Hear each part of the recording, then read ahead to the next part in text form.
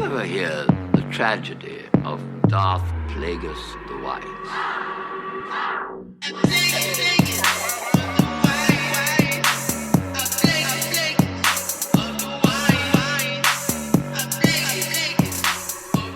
What is up, all you dumpster diving derelicts delving deep into the dirge that is this movie podcast? Directly, yes, there it is. This here is Movie Garbage, and we this week are breaking into Star Wars, and the specific film we're titling this as is Star Wars Episode 3, Revenge of the Sith. I am, of course, Ed Bobbincheck, the guy you might have seen on Twitch playing old Pokemon games and losing lots of hardcore Nuzlocke runs. But, of course, as joining me, of always, is Mr. Matthew Lewis. Okay, Yoda. No, you will die. The weirdest, most all over the place voice in all of fucking. I love Palpatine's acting. He's all over the goddamn place. Between the deep Sith and that silly delivery of "do it." He is having a lot of fun. Oh, absolutely. He's enjoying the shit out of himself. Yes. Such a, I guess probably, we'll talk about the directing, but, the flat directing everyone, the flat acting everyone has to do, and then finally being able to play a goofy maniac like Sidious. Yeah. But, of course, we have another person here with our recording. Yes. So we have friend of the podcast and host of today's recording session, because I have children, Matt has dogs, and Ben was unavailable today. Oh, yeah. Time-wise. We will be able to make fun of him, from afar. I have a list that you best believe, Ben. You should have come here to defend yourself. You should have made yourself available a little more, because, oh boy, we'll get into that list. But we have friend of the podcast, Christopher Bowe. Did you have to use my full name? Really? Friend of the podcast, C. Yeah, okay, sure. That sounds better. Sibo, that's my name now. Sibo. Zebo. I was gonna say, well, as you know from now, freaking all of my other shows, that I'm a huge Star Wars fan. Ed, I know, is more than familiar with it. He yelled at me and Ben about our Rise of Skywalker episode. I was so mad I didn't get invited to that one there. We can go over all the mistakes we've made from there, but also Chris. Well, I don't remember them at the time, but yes, I am a big Star Wars fan, and I don't know, Matt will know more of the deep dive stuff and a lot of extended universe and that, but I have watched all the films. I haven't watched the TV shows yet, more so out of finding the time to focus on it, and, kids. Yeah. And then also, too, I played a good chunk of the video games, and I know a lot of the backlores on that stuff, but there's a lot. There's missing gaps, but I do know a good amount. Yeah, it's appreciated. I was gonna say, but Chris, as you know from our Action Toon Bros episode, Star Wars Visions, is very a big noob to the world of Star Wars. But with all these things, me and my podcast crew are forcing him to watch. He's learning more and more about the series and getting slightly more interested. Yes, I'm the one who actually introduced him to Star Wars with Episode 9. Yeah, what a place to start. I remember watching Episode 4 and probably 5, years and years ago, when I was a kid living at my parents' place. I'm pretty sure they actually got, they did. They got the VHS trilogy of, the CGI, remaster of the original trilogy. That new band in Jabba's Palace? Yeah. Oh my god, that scene. And those dewback lizards and stuff added in. But yeah, since then, I've never really gotten into the whole Star Wars universe, and so I went with Ed, who asked me to go watch 9 with him, and it was an interesting time. Star Wars has been something I've never actively disliked. I just never really grabbed me, and looking into it, it feels like a franchise that if I really sat down and gave it a fair shot, I think I might like it. But good lord, there's so much. Yeah. Yeah. I mean, even Episode 3 has stuff that if you haven't seen, a lot of stuff in between, you're like, wait, who's this cyborg, this robot guy? Wait, why does he have, weird human elements to it? why is he coughing so much? Right. It's like being a fan of the Kingdom Hearts franchise. Like yes, you don't understand what's going on unless you play literally all of the games. Yeah, exactly. And or like in the Nier world, if you've read all the books and seen all the stage plays and deep dived into the settings and the encyclopedia and got all 15,000 of the endings and upgraded all of your things and given your first child.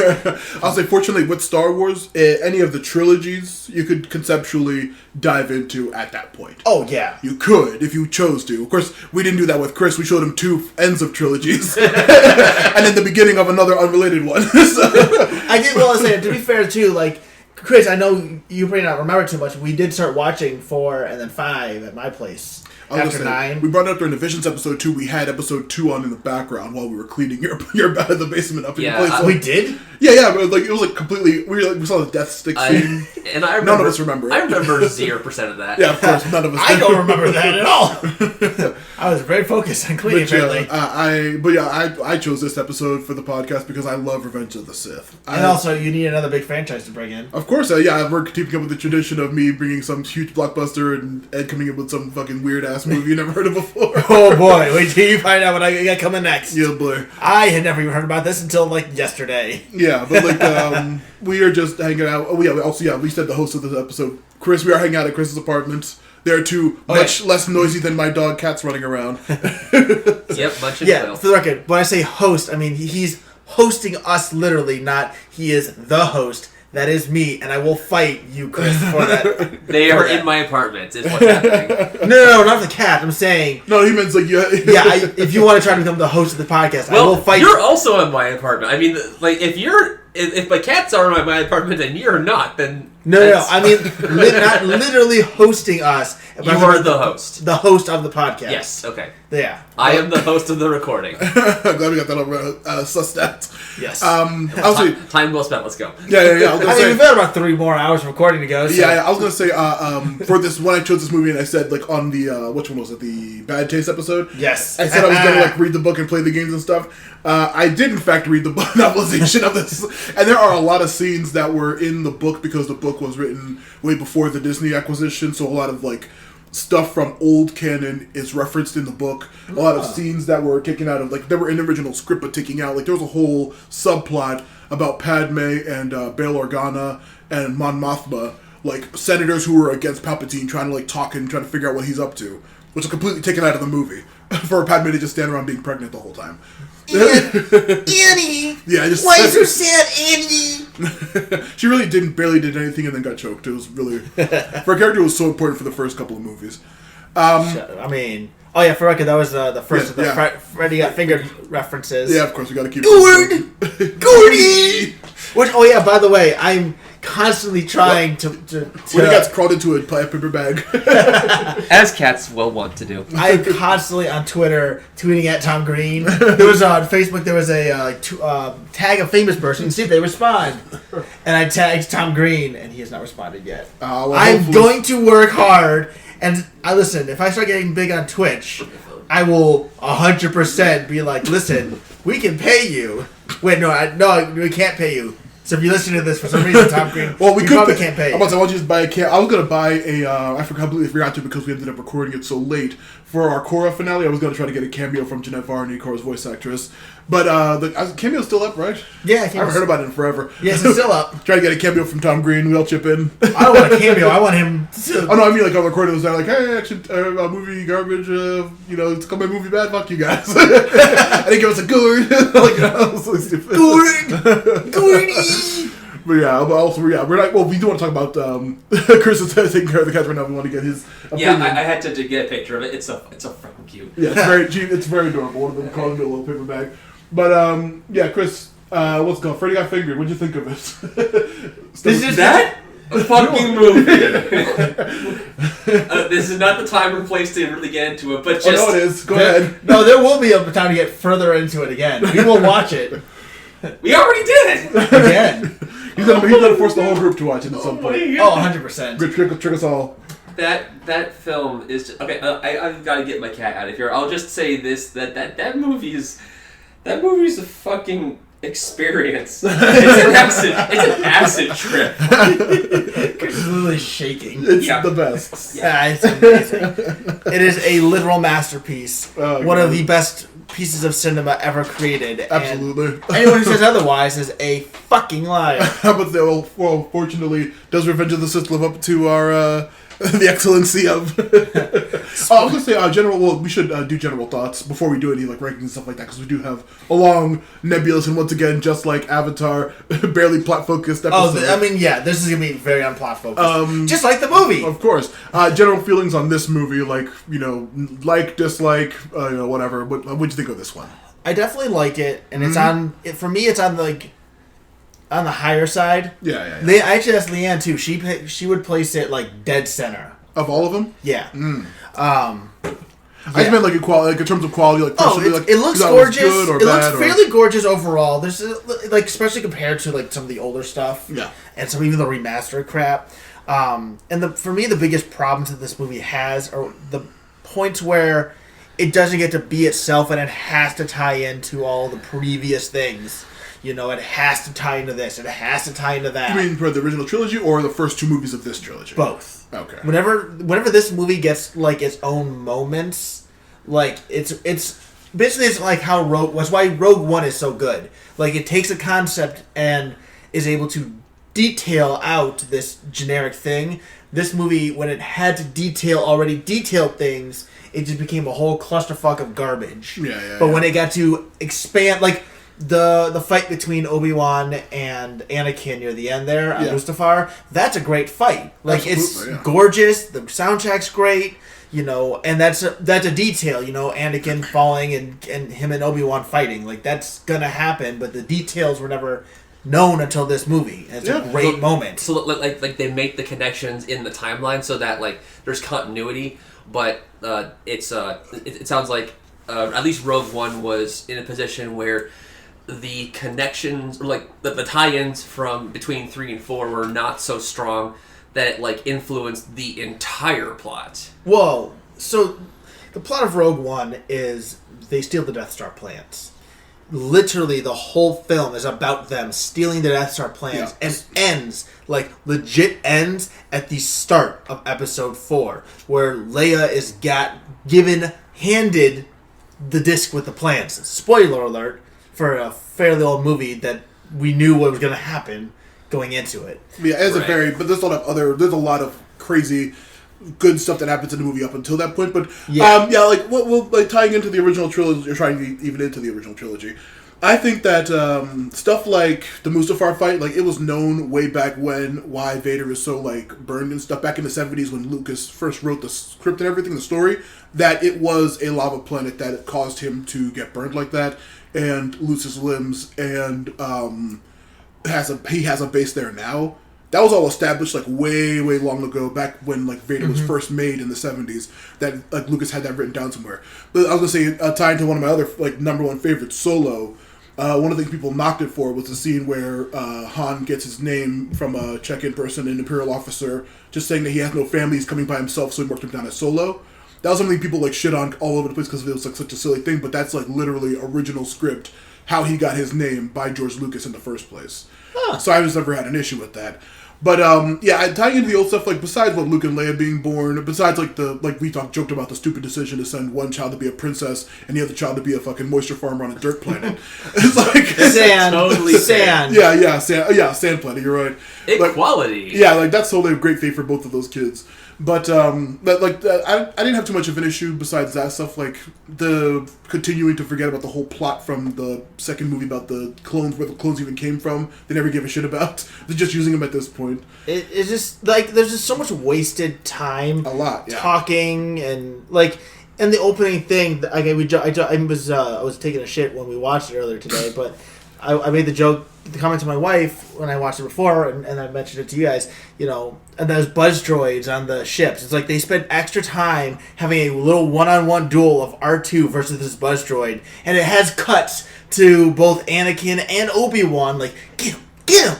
Like, Why are we wasting time with that? Hey, me and Chris are talking. Those buzz droids have a really cool design. They do. I love all the droid designs of this. But okay, that's their design aside. Why are we wasting time? It was a very long stretched out thing because this is a lot of stretched out pointless things like we'll see a couple seconds later or a couple like minutes later when the giant ship is crashing onto the planet. We have like 6 or 7 shots of Palpatine reacting to R2-D2 beeping and squealing the whole time, which are very silly. I could have been saved for anything better. Yeah, it's like there's so much time that was wasted in this movie just to drag it out when there could have been more action, and then there's a whole bunch of fucking nonsense. Whenever Anakin and Padme have to talk. Yeah, the entire middle, like it's like starts with a big giant fight. The entire middle is a lot of like slow, like robes, people walking around. It's episode 1 political drama. Yeah, a lot of like really intricate political drama between very like stilted actors who are all incredible actors being directed to act as emotionlessly as possible. Like it's on record, like Natalie Portman talking about working with George and like him telling her to like play less emotion, like more dull, more like chilled out. That makes it very boring to watch. I say, did M. Night Shyamalan during that? I know. I wish he did. I think he did because Oh, we were even starting off with general thoughts before we even started. Like personally, like I said, this is one of my favorites. I absolutely love the narrative of this episode. That's why it's like one of my number ones. The narrative is so interesting and so important to the rest of the series. I put this way above any other, the original trilogy because it's so interesting. I'd say this is above the original trilogy for me. Yeah, absolutely. It's just so fascinating to find out how he becomes Vader and everything. And also, like I said, the designs of every alien, the designs of the droids, the designs of Grievous. I love how everything looks. Even the bad CGI halls and the big pillar rooms, which are all 100% CGI. Oh yeah. And the beginning giant space battle, which is all, of course, it has to be CGI. They all look still really interesting, even if you don't like if you don't like CGI or think it looks fake or whatever. The designs are great, and the actual noise, the musical effects and everything are great. That's why I enjoy this movie so much, even if the acting is fucking terrible. And its plot is very poorly paced. And I'll say the CG does feel stronger. Like episode 1 has some bad CGI effects and some really, and then watching some of the remasters, things look so fake. And we'll get into the eventual scene in episode 6 with a fucking dance number or song. But that, Palace people. Yeah, that looks terrible. But this movie, the CGI looks solid. Mm-hmm. Things. They have a weight and a feel to them when they're supposed to. There's I think backgrounds. Grievous I think felt very heavy and dangerous. Did. He looked incredible. I think whenever they closed up on his face, even though it looked really good. Yes, that one it was kind of ruined by going on Obi-Wan's face right after it. Yeah. But when they have a close-up on his face, you can see the light in his eyes. Yeah. It looked better than Obi-Wan. The helmet really looked the helmet looked incredibly physically tactilely there. It looked so good. And you could see even the bags are the little bit of skin underneath, and it made you wonder why is his skin so weird looking. Yeah. It looked incredible. General thoughts, I absolutely love this movie to death. With no ironic caveats whatsoever. I genuinely love this movie. Chris, general thoughts? And, as someone who is really not well versed in the Star Wars universe, I had a good time watching it. The plot was easy enough to follow. It was interesting to okay. So as I was watching it, full disclosure, as I was watching it, I was getting little bits of background, tidbits of knowledge from Matt that actually did just help. Matt? Well, also Ed, also you, both of you guys. that provided some important context, and that kind of actually enriched the plot as I understood it. And so when it all came to the big climax, I'm just thinking holy crap, Palpatine did this? He did all of this? He played the long game, damn! Yeah, exactly. Yeah. It's not even his final form. Literally. You've seen his final form. It's where he's hooked up to a giant, weird apparatus. Portal arm. Yeah. GLaDOS arm.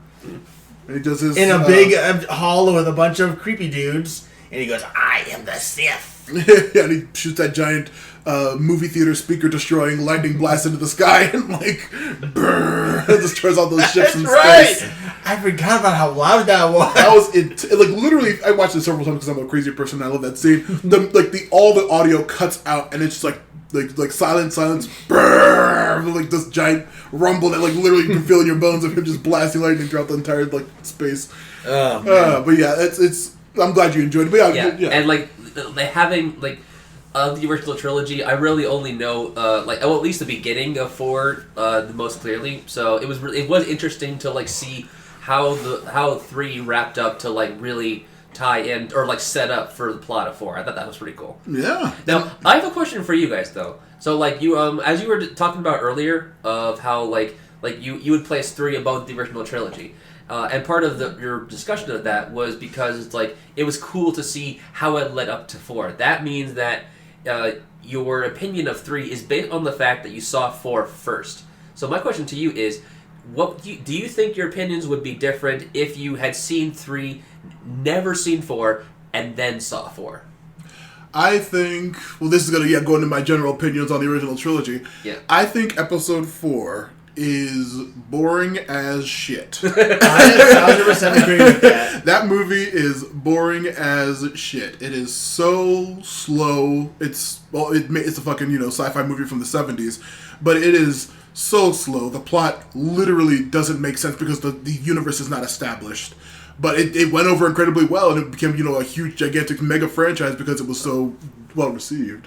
Despite audiences not knowing what the hell they were getting, it still was, well liked and everything.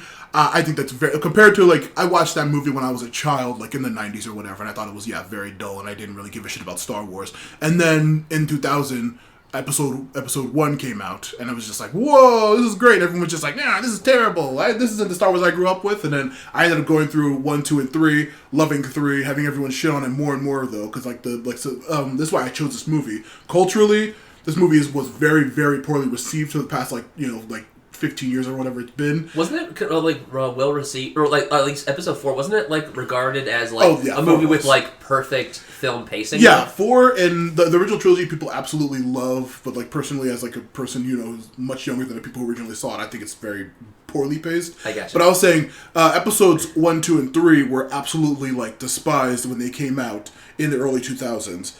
I think 3 came out in 2008, I want to say? No. 3 came out our freshman year of high school. So that would be 2005? 7 to 8, 6 to 6. 7. We could easily look it up. 5 or 4. But yeah, when it came out, it was so poorly received that I still, despite all that, enjoyed it a lot. But it was just I think those movies weren't for me. They were made in a different time period, of course. 2005, by the way. That's how I can enjoy 3 a lot more than I can enjoy 4, even though it leads up to describing and making the world of 4 much better. But it's personal feelings on the original trilogy. I think they're okay. They're not my favorite. They're literally my least favorite part of Star Wars. So, to answer Chris's question first, I don't think it's that the stuff is held back by the having to fit in with 4, 5, and 6. 2005, you were right. Yeah. I remember freshman year because I saw it in Orlando on a van trip. Yeah. In the theaters there. But I think the problem is the plot sense of it was, knowing what you know about 4, 5, and 6, and then watching 3, it's I see why this is bad, but I feel like it's still bad whether you know 4 and 5 and 6 or not. You can tell yes, you can find more enjoyment in it by seeing this little moment spread out, but it's just, I think it hampered itself having to fit in pieces, and they don't always fit in well, and you could feel just kind of the grinding of having to sand things down to fit it in. But some of those things I did like. Yoda losing and all of the Jedi being killed, and that's why 20 years later everyone's like, what's a Jedi? I've never heard those, don't exist anymore, and they're super mythological. Well, see, that's actually where the things that it did well was expand on small events. That's why I said Rogue One expands on these small little events and details it out. We didn't know about how the Jedi go down. We didn't know about how they disappeared and all that Yoda loses. We just knew that it happened. So they could have done anything. And I think that freedom allowed them to make it fit versus forcing it to fit, if that phrasing makes any kind of sense. Yeah, That's a good point. It's like, so part of the enjoyment of 3 is seeing how it ties into 4, but that doesn't necessarily make 4 itself a good experience. And so, like, with that, like 3 probably stands on its own a lot better, and so therefore it's like, even if you'd seen 3 and never seen 4 first, it sounds like 3 would probably be better regarded. Yeah, I think it would be. I was going to say, yeah, even if you watch Solo and Rogue One, which are also both for episode 4, it would make 4 a better experience. Oh, goodness. Yeah, so... Food break. Inside baseball. We just took a break there. To Yep. Oh, damn, no, I can't have my chips. I was just starting them. Who cares? Just eat them a little further back. Yeah, There you fine. go. I'll probably have chips Enjoy the right next to crunch. there. Enjoy the ASMR crunch. Yes, that's right. But yeah. Just imagine this is Hot Girls. Oh, Oh yeah, mukbang stream. yes, I am hot lady. No, god damn. I was gonna say. He's a Twi'lek. Yeah. I don't know why, but I feel like I should apologize for that. A Twi'lek in the Quantum Realms game. God, oh jeez. Or Quantum Dreams. Quantum I Realms. was do we want to take a break and talk? Well, since we're already just take a break from episode 4. Fuck that. Who cares? I would say Rogue One and Solo and episode 3 are all better than 4, but they do make 4 a better experience. Yeah, I'm not a fan of 4 actually. Like, 4 is definitely down the harder to watch list. Like, you can understand and appreciate it nowadays. Or I guess you could... It's actually just... No, you can't. I don't like it. I don't. I really don't. I remember... It's like when I watched Nightmare on Elm Street, I thought, this became a franchise? Yeah. Like, and it's hard to tell exactly through the cultural osmosis. It's like, people might watch the first Iron Man nowadays, back someday, and be like, this is what started the MCU, and comparatively, it's like, this is not that good. He's not even that powerful or whatever. It's so easy, whatever. But for us, it's the start of something we had never seen. Yeah.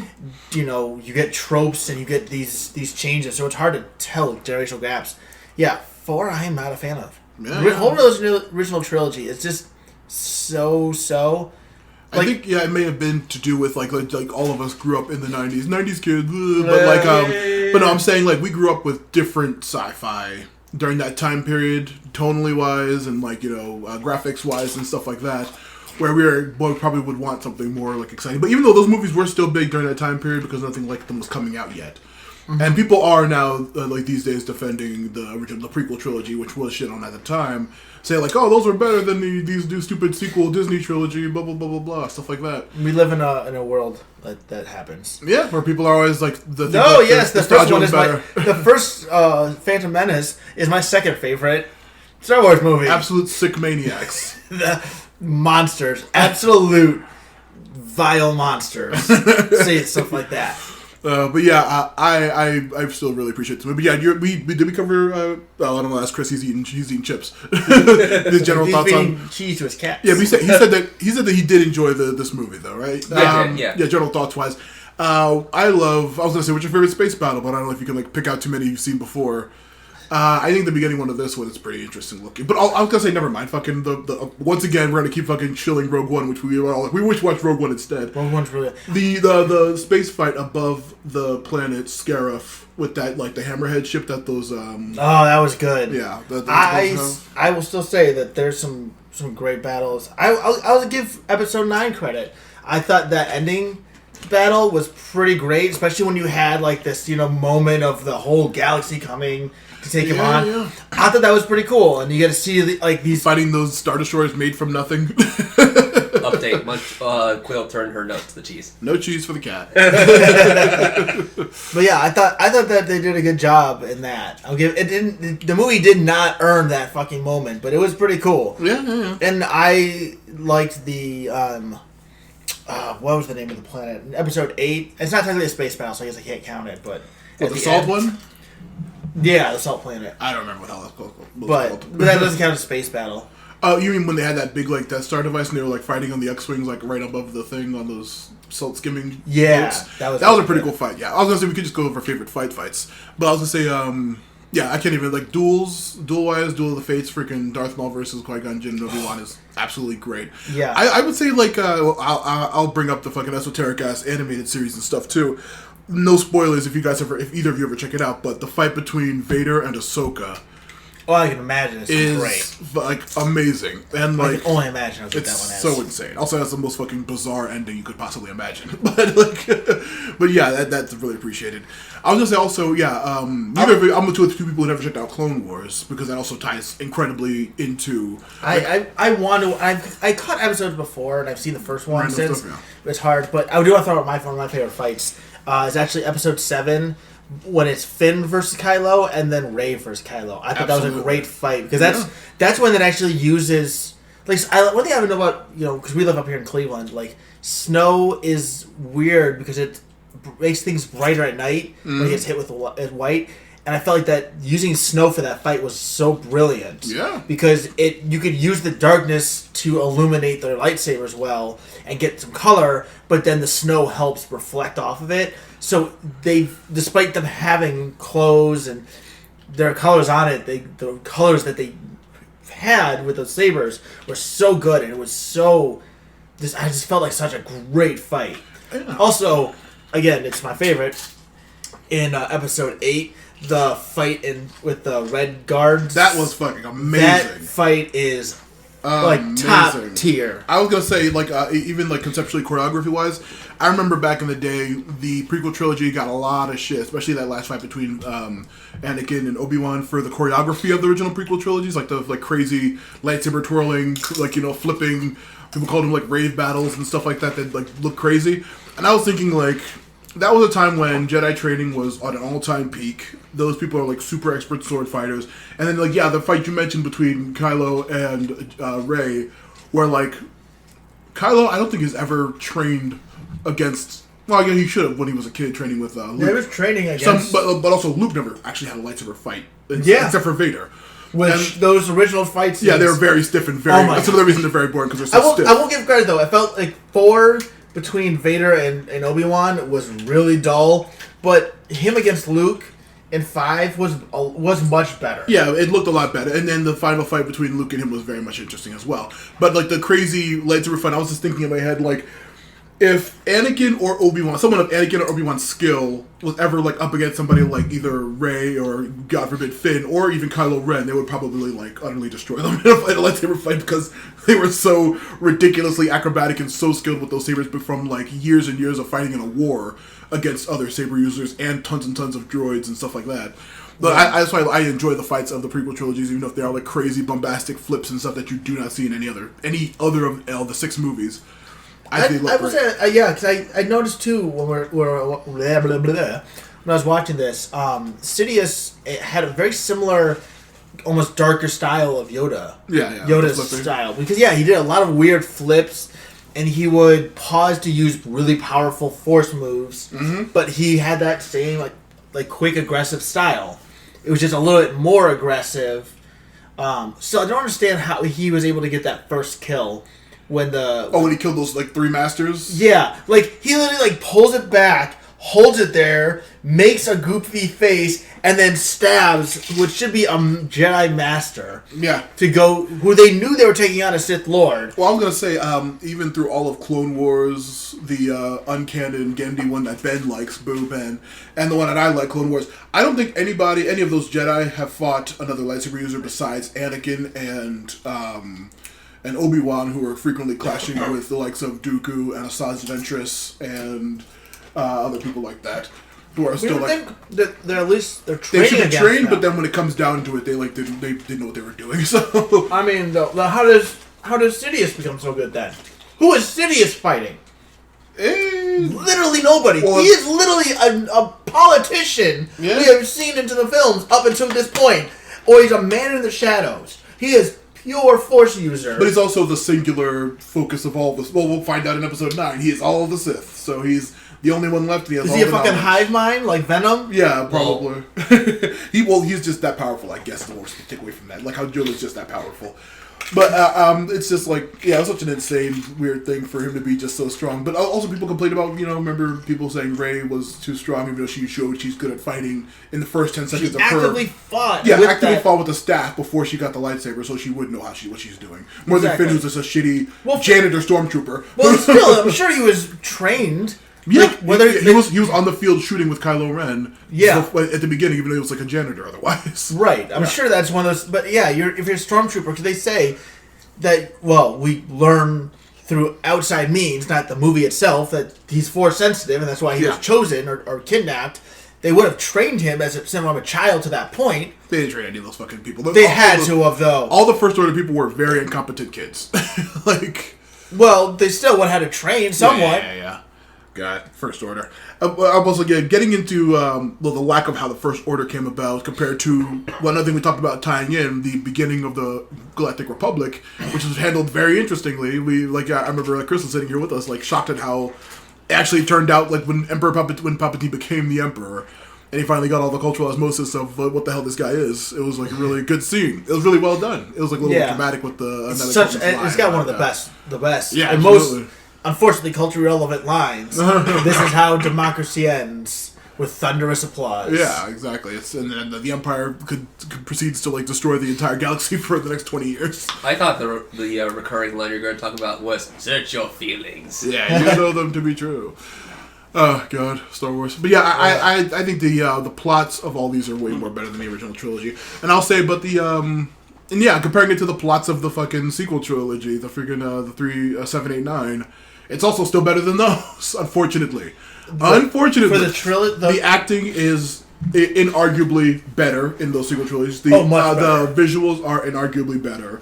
The choreography, of course, is different and arguably better. But then the fucking plot is what falls apart in all three of those movies. Okay, I'll give you that, but that's only because J.J. Abrams screwed it all up. Yeah. Because, really, The Force Awakens was such a good return to Star Wars. It was a return to formula. It was taking what we all knew and twisting it up just enough, changing a few names, but it's, someone on a desert sand planet who wants more, jumps on the Millennium Falcon with, has Han and whatever, has a guy in a mask as the main villain with someone up above him. It's it was literally hitting the same beats, but then Episode 8 just turns everything on its head. Yeah, it was. Yeah, and that's why I loved it so much, because it said, "Oh, you think you know how this is going to turn out because it was similar last time? Well, go fuck yourself." Yeah, that's what people judged it negatively for too, is the fact that they did. They wanted what they went against your expectations, and that some people enjoyed that, some people were pissed and thought the movie was bad. But it did turn every single expectation, every single scene, and every single sequence, and that's why it was so interesting and so divisive, which is a very cool thing to have for a Star Wars movie. I'm getting flashbacks to Final Fantasy VII Remake. Yeah, exactly. I'll argue about that all day. I have another thing to fucking yell at Ben about. He said it was bad, and I'm just well, F you. That was excellent. But yeah, I just that's why I love 8 so much. And what pissed me off the most about 9 was... Yeah, they literally spat in Rian Johnson's face repeatedly. The line, "Your parents were nobody," because they had to be. Because they were Palpatines. That was the biggest fuck you to everybody. What about when Luke catches the saber and says, "This is incredibly important"? Oh my God! Yeah, that's another one. Yeah. Listen, if you're trying to, it's just there's a way to retcon things that's not so blatantly fuck you. Yeah. And anyone, listen, I don't care if you liked or hated Episode 8. That line, the suddenly the lightsaber becomes important. Your parents were nobody because they had to be. Those are the biggest fuck you to every single person who watched those films. Whether you liked it or whether you hated those movies. That is the biggest fuck you. Because that said, all that time you spent before, go fuck it. I'm just going to say whatever I want and you wasted your time watching that movie. Yeah. It's such a bad... Was that kind of Disney's approach to after they acquired Star Wars? It was the 7, 8, 9 trilogy was helmed by Disney, but they didn't have a solid plan. Like we were talking about in the car earlier, Ed. They didn't have like a Kevin Feige like threatening men to the actors' doors and telling them not to spoil stuff, or like slapping it out of the hands of big directors like Edgar Wright for Ant-Man and saying like, no, you're not going to go against what we want to do. Like they didn't have a strict crazy person with like a real specific vision for how they want things to work out. What? And as a result, the Disney Star Wars movies are all over the place mess. So, what are you gonna do? I'm sorry, what? Yeah, Kevin Feige is a freaking maniac super producer for the Marvel movies. That's what they are very tight with what they get. They are very tight with everything. Plot wise, MCU or MCU. Because when Disney acquired Star Wars, they were really hands off, which was a very bad idea. And that's why people are so divisive on the 7, 8, 9 sequel trilogy, because they are not cohesive whatsoever. See, I will argue that 7 and 8 are. It's 9 that fucks it all up. Because to me, 8 built off of what they set up in 7. It's one of the few things. Also, we can't get too lost in the weeds with 7 because we do need to keep Chris in the conversation for episode 3. but between 7 and 8, like you got to see these characters develop and further on, you know, and you got to see the darker the darker spots of them, which and I the potential of either of them going light or dark or being gray or dark. Well, like Poe was such a heroic figure and all about doing good, and then that you saw it get a little twisted when he wanted to do so much good that it caused damage. You know, Finn was ready to take a jump on the side, but then all of a sudden, when things started falling apart a little bit, he started to fall back a little bit to his old ways. Yeah, you know. I was gonna say, absolutely. And seeing the Luke, nebulousness was very appreciated. And seeing Luke fall the way he did was so great, because I actually was thinking about it. Like Yoda goes into exile, and he never disconnects himself from the Force like that. Yeah, he's still a part of it. He's still feeling it. You know. He never, and despite literally feeling the loss of every Jedi, you see him feeling in this in episode 3. You see him feel the loss of life in the Force. Yeah. You know, and he loses to Sidious, and he knows he's failed, that the Jedi have gone now because of him, but he never ever lets that show comparatively. Yeah. He knows about the he becomes patience. a weird, crazy person in episode 5. Well, he's also has no one to talk to. He's a goofy little hermit at that point. He's also, 1,000 years old at that? 900, I think, approximately. 900, 1,000, same thing. Yeah. Well, there's still Grogu out there, being a little 50-year-old baby. That's what you watch Mandalorian eventually. It's so good. But also Mandalorian, another tie-in to following freaking the Mando. Oh, I was going to say, you haven't seen any of Mandalorian? Nope. I just know about Baby Yoda. There is a very specific sequence you see the main character as a child during the Clone Wars, where his village is attacked by battle droids. Oh shit! And you actually see the Mandalorians rescue him from like those battle droids and super battle droids, which is a really cool thing. Just saying all this stuff was going on at the same time. Yeah, speaking of the fall and the greatness of the characters, Anakin's fall in this movie, I think was handled almost perfectly. He does a real harsh, I'll do whatever you want, Sidious, during the christening scene of becoming Vader, but following his journey over the 3 movies, I feel like that's natural. Yeah, but that's definitely a big stepping point, though. I mean, because he goes from "What have I done?" to "I will do anything for you, Master." Good, kill these children. That's something I noticed too. Like I agree. Like the transition from him being I'm a dedicated bona fide Jedi to I'm a dedicated bona fide Sith Lord now. Yeah, or apprentice. So what I thought was interesting about that transition was that with the exception of that scene where he was like, "I will do anything you ask, Master." Yeah. Everything. Before and after that, to me, felt like his motivation was always the same. He was doing what he thought was right.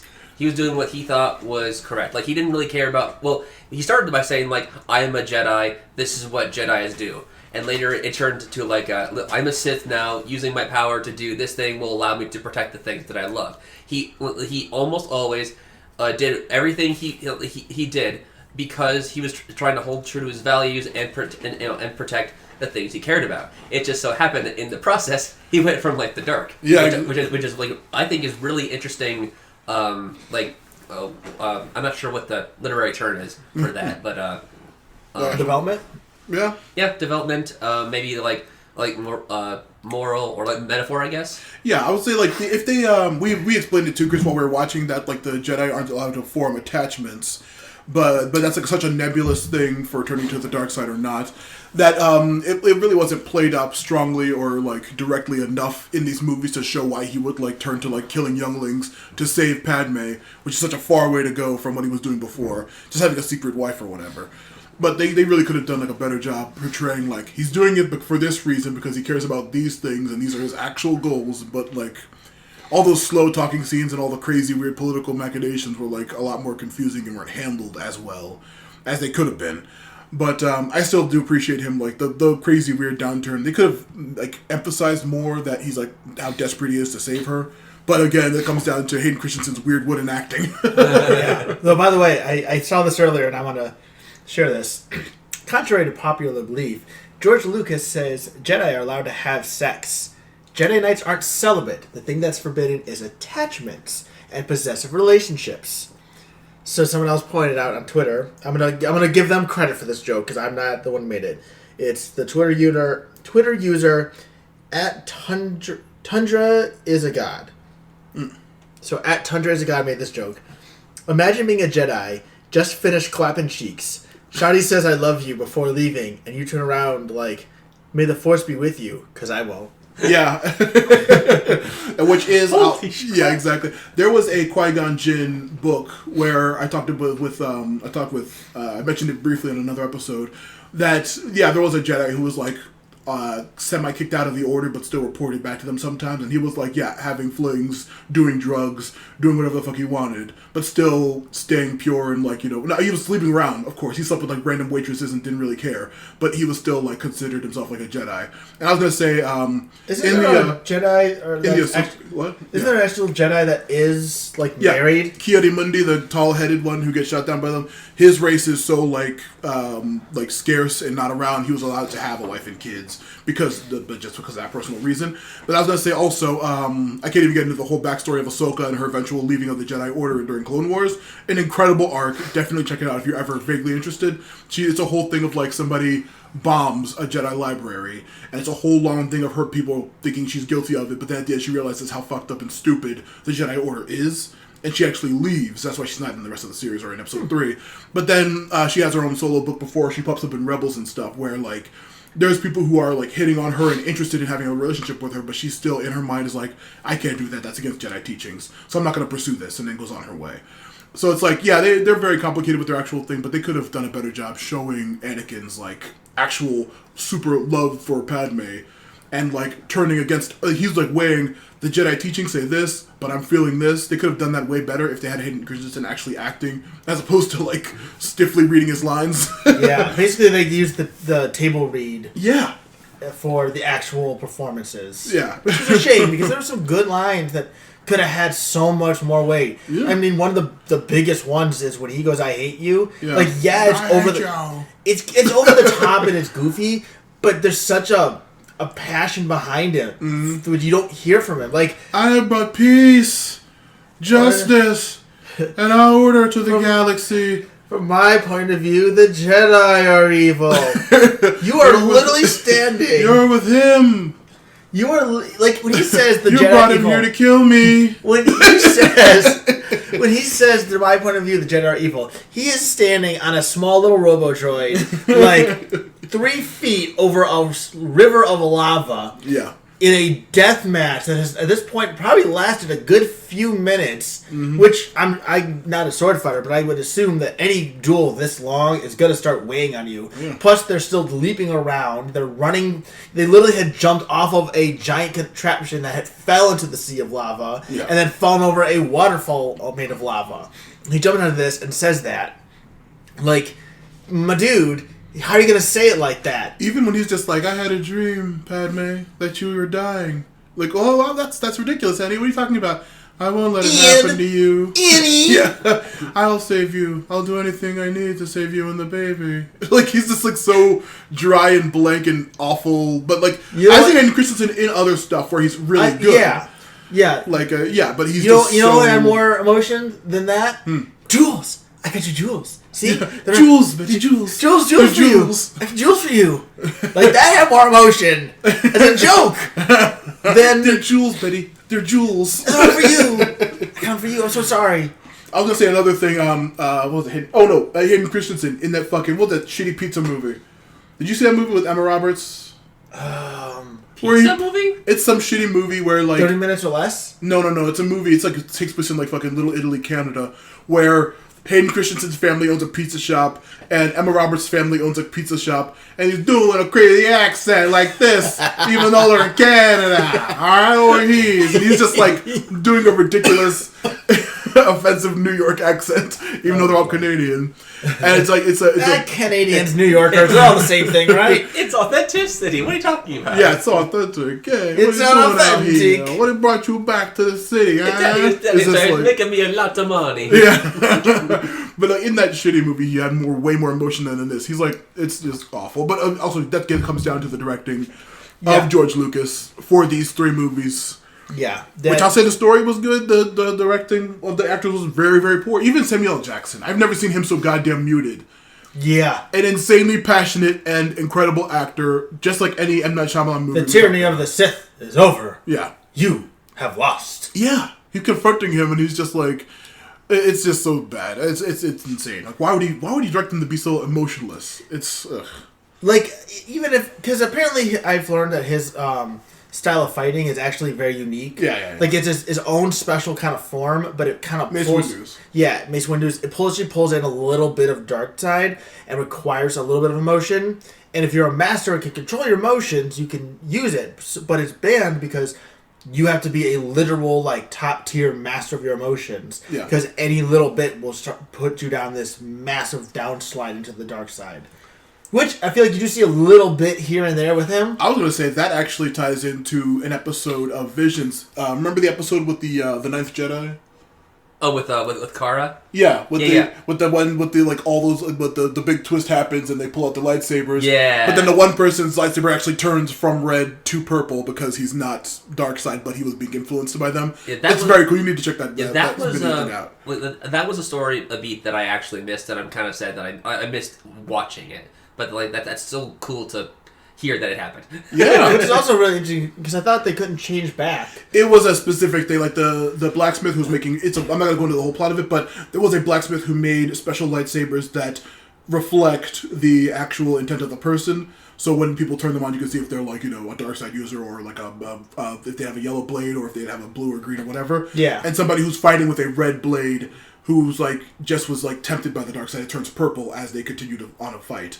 And it's just like a big reveal of like, he was like semi-dark, but he managed to control himself and he turned purple. It was like, yeah. But I would say that whole scene that's actually ironically one of the biggest scenes I thought that had so many issues. Like the duel? From the moment that they come in to the point that scene is over. I mean, the way they come in, is okay.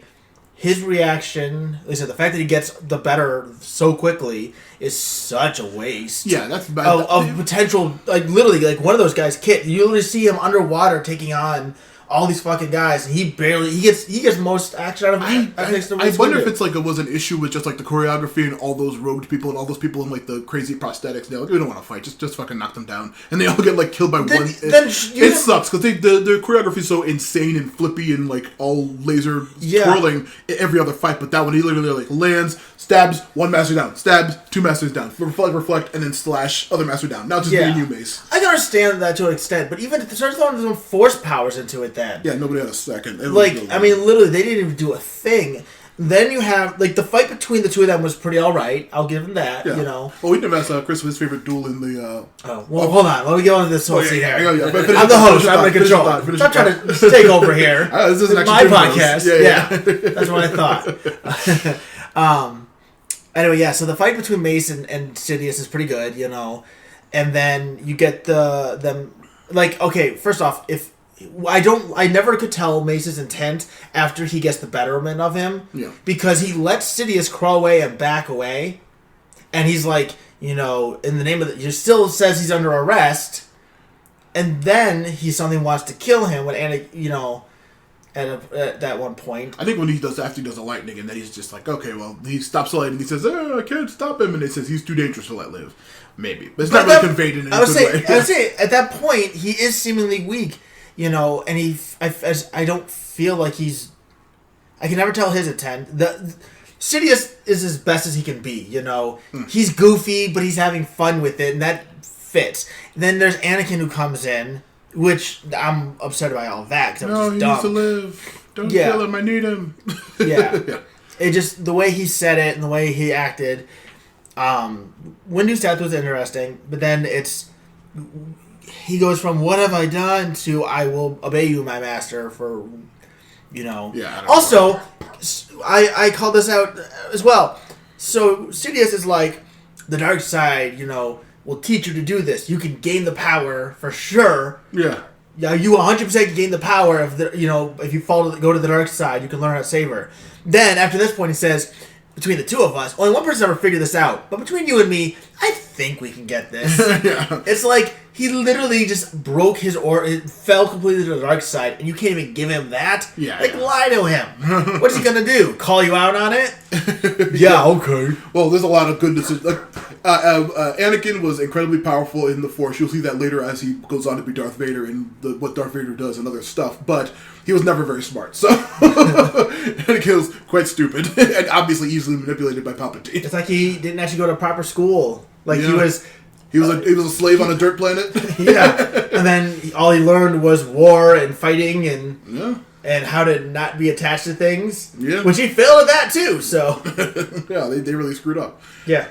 But If you want, you know what they should have done then? They should have sent him back in time to Korriban at the Sith Academy there. That would've been Because then, excellent. can I guarantee you, Anakin would have failed there and would have become the perfect Jedi. Boom! I just solved the trilogy. I think it'd be Moraban. It was Korriban. Well, George Lucas changed the name because he liked Moraban better. So in Clone Wars, when it came back, it was Moraban. So I'll have to correct you on that, Ed. Well, it was That very stupid thing that he did. Well, originally it was called Korriban, and all right, so the question then: who shot first? Well, Han. Oh, so that If you saw Solo. You go with the original then of that, but you're gonna go with the George Lucas edit on the other one. I was gonna say that scene in Solo is so fucking good. When they fucking say "fuck you, George Lucas." That was good. That was hilarious. But yeah, I fucking it's a really fucked up scene that barely works. But in the context of all the other bad acting, I'm like, okay, sure. If it progresses the plot, let's do this. It was Mace Windu's motivations barely made sense.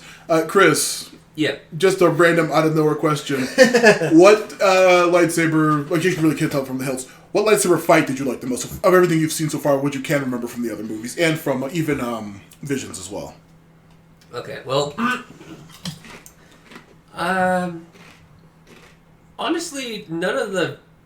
Well, okay, there was one lightsaber fight that kind of stood out to me, and it was the one between Sidious and Yoda, and that's mostly just because, like, having not as much exposure to the Star Wars universe and seeing Yoda just like fucking move around like that, jumping every which way, like swishing, slashing, bashing, washing, cracking, smacking, all over. Even though he did lose, or at least I think he did. Yeah. Yes. Okay. Even though he did lose, like seeing him in action like that, compared to like how I'm used to seeing him in his old crotchety self that can still do magic powers, it was still interesting to see that side of him. Other than that, I mean, lightsaber fights are cool, but lightsaber fights to me, they all kind of blend together. Nice. I appreciate that. I get it because that was a very unique fight. Yeah. And actually, too, it's funny you say that because that's how it wasn't. That was one of the things about, I feel like, Episode 2 that was really cool. When he first fought, Yoda fought Dooku in the last movie. Yeah. So when anybody ever had first seen him fight, he does the crazy flips and stuff on Dooku. Yeah. It's really because so crazy Obi-Wan and Anakin had fought Dooku. Anakin gets his arm chopped. Yeah. Obi-Wan loses, and Yoda shows up, and he's, with his little cane, and that's when he fights, oh, my old Padawan.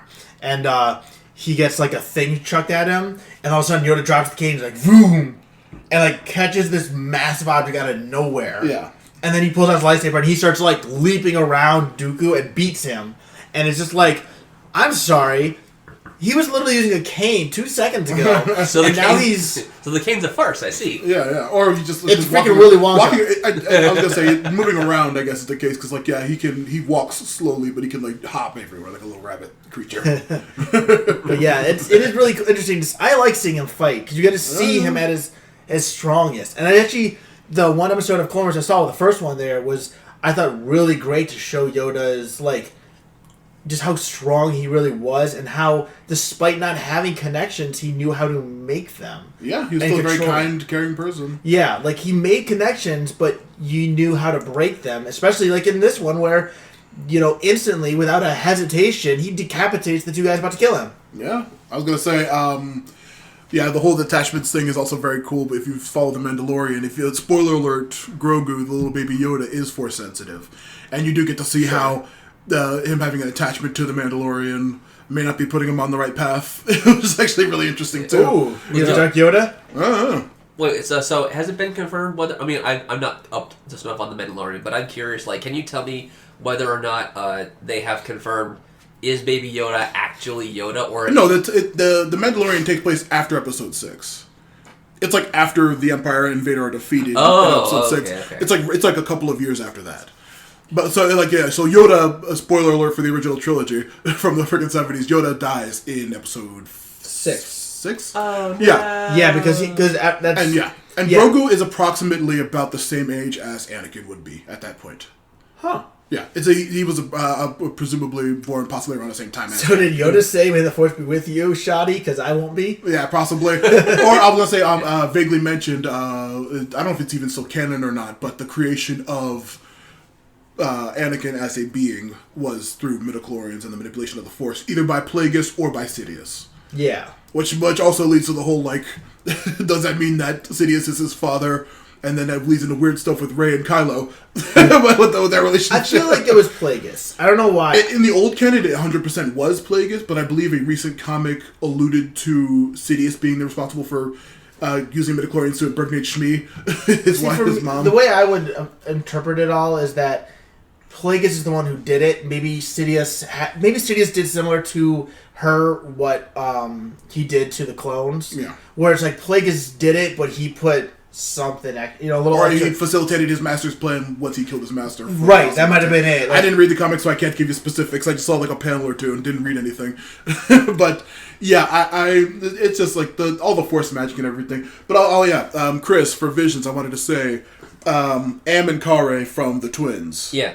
I was thinking when watching it that may have been an alternate universe Luke and Leia, because of their relationship as twins. Blonde twins, one ends up on Tatooine, and they both are super Force sensitive, created through the dark side. Mm-hmm. I was thinking that would have been a great setup for that being an alternate universe. The twins is one of the lowest rated episodes between me and Ben because I dislike Studio Trigger, and Ben just thought the episode was bad, but it's really beautifully animated, and it's about these two twins who are Force sensitive, created by the Force. They have a weird conjoined twin Star Destroyers. And they're making a planet-destroying weapon, but one of them turns to the light side, the other trying to stop his sister. So yeah. Ed, from Gurren Lagann, do you recall one of the first instances where that they're in the mech and they use Giga drill, and then literally just here's a drill and then boom. Yeah. That's basically what happened, but with the lightsaber. Yeah, with the lightsaber. He puts a gigantic kyber crystal thing in his lightsaber, makes a gigantic beam that cuts the fucking Star Destroyers in half. And his sister has robot arms with 4 different laser whip lightsabers. It's an insane fight, but but they are twins, Force sensitive, and I was that could be. I don't know if they're alluding that those two were Luke and Leia in another universe because they could have been from the plot of that. But that's ridiculous. It's ridiculous, but the Visions is all very, very cool shit. Very interesting concept stuff that I don't want to spoil for you if you ever check it out. Or listen to our episode. I've already watched it before that. But yeah, I fucking... Star Wars is the best thing ever. What other plot things? Oh, the designs of Grievous and the droids and shit. Do you have a favorite antagonist for the series? We could just rank the fucking Darths that we know, the dark side users that we know. Well, let's see. The dark side users. We're talking about just the films. We could. I mean, the thing is, we start bringing in KOTOR 1, but those aren't technically canon anymore. And also they're nebulous on what kind of direction you want to put your character. But then also you've got the differences between a lot of stuff. Yeah, I'm not gonna bring up Pong Krell from Clone Wars, that fucking 4-armed Dexter Jetster race person with he had 2 double-sided lightsabers. They used those 4 arms, and he fucking was a secret bad guy who fucking kills a ton of clones. Jesus Christ. But I'll stick with just main. Also, let's see, Maul, of course. Sidious, Grievous, Dooku, Vader, and I'm not going to throw in Moff Tarkin or anybody like that. Kylo Ren. Could throw Kylo Ren. And then... Snoke? Snoke. Yeah, Snoke. Alright, I wish we had them listed out here. I know, write them down would be a lot easier. Alright, I'm not actually gonna do that. Well, while you do that, I'll say which the one I probably give a shit about the least is probably... I honestly, they're all so fucking cool. I like them all, but probably Grievous is at the bottom of my list. I'll say villains that you know, Chris. I'll say before you pass that. How many Star Wars villains can you think of that you've seen like actually in action? Okay. There's Star Wars. That's a great Yeah, villain. Star Wars. I think I was say Star Killer. I was like, what the fuck? See, well, there's Vader. The list, right? You see anybody? Should be everybody, yeah. Okay. Vader. There's Sidious. You never met Maul, technically, right? No, I'm aware of Maul, but I never watched the first two. And you don't remember anything about fucking Kylo Ren? I assume from 9 you watched. I know he was like an angsty teen, basically. Yeah, that's very true. That was the weird arc, and then Snoke he never met because Snoke was dead. Yeah, Snoke was dead by then. He was in a tube. Yeah, he saw a dead Snoke clone in a tube. Yeah. So yeah, just Vader. Between Sidious and Vader, what'd you think of them? Just motivation-wise, powers-wise, actual ability or appearance and stuff like that. Right.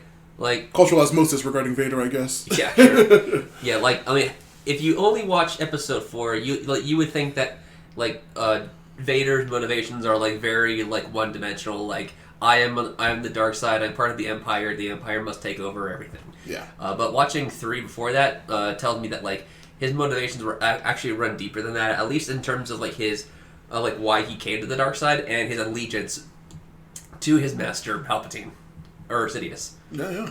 Actually, as I'm thinking about it, so I get why he turned to the dark side, which was to, try to save Padme.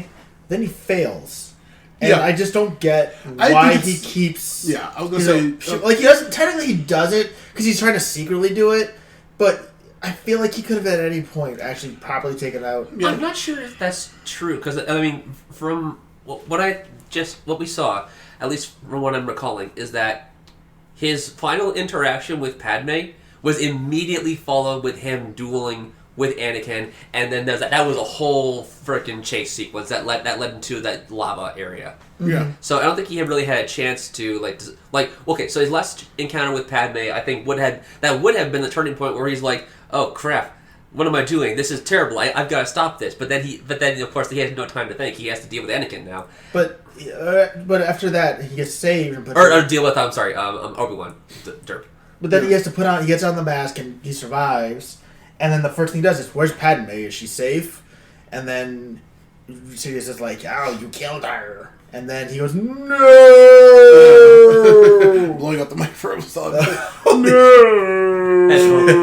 Better make sure to put a HEPA warning in there. Yeah, definitely. But yeah, I was going to say, I feel like of course I'll go into my fucking esoteric EU shit.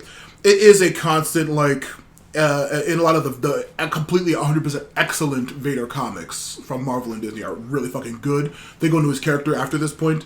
But his relationship with the Emperor for the next 20 years until Episode 4 happens are, like, very contentious. Very, like, I really don't like you, and if I could, I would kill you, but you're my master, and I need to learn from you before I can get rid of you, which is always the case with Sith. So they're very antagonistic. Sidious throws a bunch of other potential apprentices at him to make sure he's strong enough, just to show, like, yeah, I could still fucking destroy you whenever I wanted, Vader, so you better do what I say. Yep. And that's how the relationship is for the course of all that time. And so, like, and also, like, the reason that he, like, turns and, like, flips out on that dime is because, like, after killing Mace Windu, he's just like, fuck it, I'm in for a penny, in for a pound. I'm going to do whatever I need to save Padme. And after that fails, he's just like, okay, well, I literally can't go back. There's nothing else I can do. I can't kill Sidious. So I have to keep on this path. Work for these idiots in the Empire. I really don't give a shit about anybody anymore because I lost Padme. Right, so he's completely like emotionally cut off at that point. I was gonna say I think that's probably the reason why he stayed on the path of Darth Vader is like because like one, most of the Jedi's are dead. Yeah. Clearly, like he would have known for a fact that like because of his betrayal he would never be accepted back into the Council. His master now hates him. His wife wife is dead. His wife is dead, and as far as he knows, his kids too. Was that his kids too? As far as he knows. Okay, yeah. Which he thinks they're dead. He has nobody left. He doesn't know that. Yeah. Until so that and so like all that happening means that like really the only path forward he has left is to continue down the path of the one person that sort of cares about him, and that's Sidious. Yeah, and well, until he can get rid of him, which in 4, 5, and 6, or at least in 5 and 6, he's just like, Luke, you're my son, I'm your father. And like literally, as soon as he reveals that in that movie, he's just like, let's kill Sidious, and then we can rule the Empire together. And Luke's like, no, and then jumps off of the thing, and episode 6 happens. But he's constantly, and also we saw in that scene, if you pay attention, like if you could really pay attention to what he's saying, which is as boring as it is, he's like, Anakin's just like, Padme, join me, I can destroy Darth Sidious and we can rule the galaxy. And she's like, what the hell's wrong with you? That's a crazy thing to say. Yeah. So like even then he's still like, fuck Sidious, I can kill him. Like we can do this.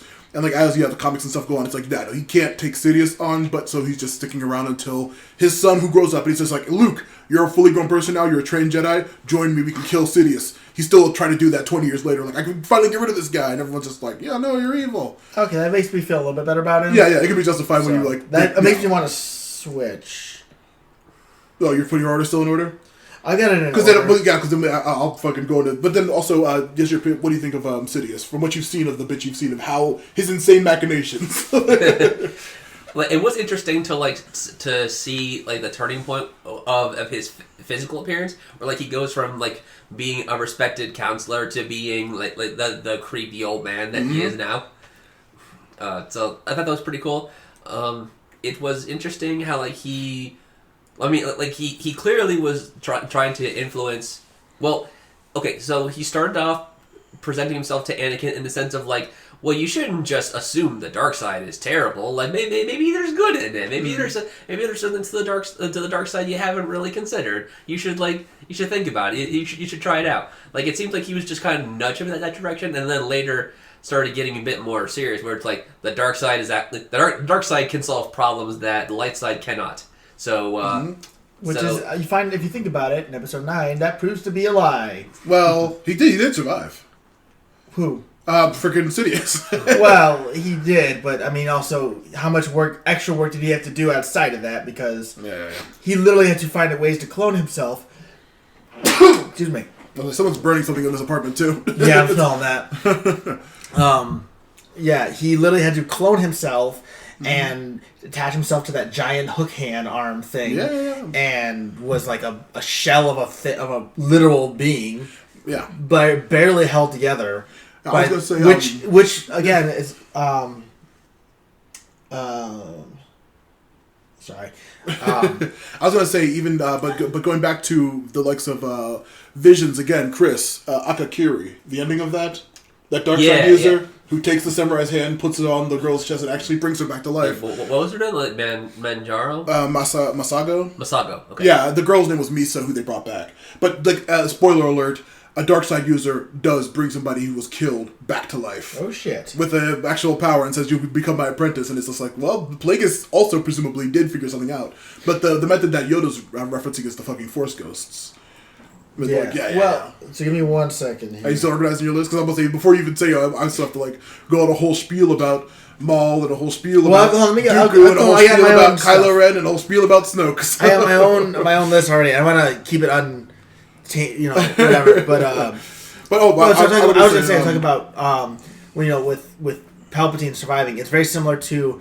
So one of the games I love, and I love the most in Star Wars, is Knights of the Old Republic 2. And the Sith Triumvirate in that is Darth Traya, who is literally just a historian, kind of Sith. Then you have the two really cool villains throughout the whole game, Darth Nihon and Darth Sion and Darth Nihilus.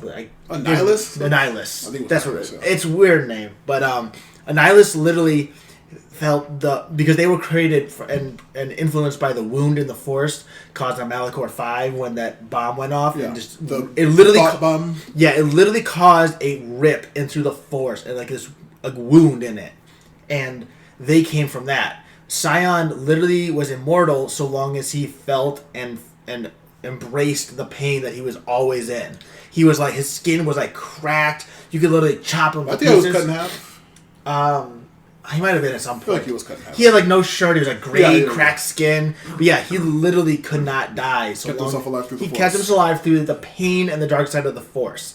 Darth Nihilus or Nihilius or whatever his name is, he was kept alive through feeding on the Force. He literally became he consumed his body, and he was held together by his own mask. And he wore this big robe. He's on the cover.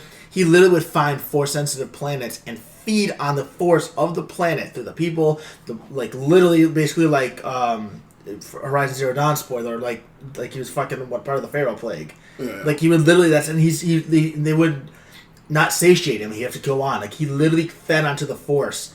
And his mask is actually, I think it's in certain other things in the future. It's like you see it, and his essence is in his mask. Yeah. His whole body is consumed. And I love that about the dark side, is that these two beings were literally kept alive through the dark side, and had to suffer from it, but were given an immortality. And it actually ties to something about the light versus dark side that you even get in this movie. Dark side users are fearful of death. So they do everything they can to keep it away. Yeah. That's why Palpatine did what he did. That's why Scion and Nihilus did it.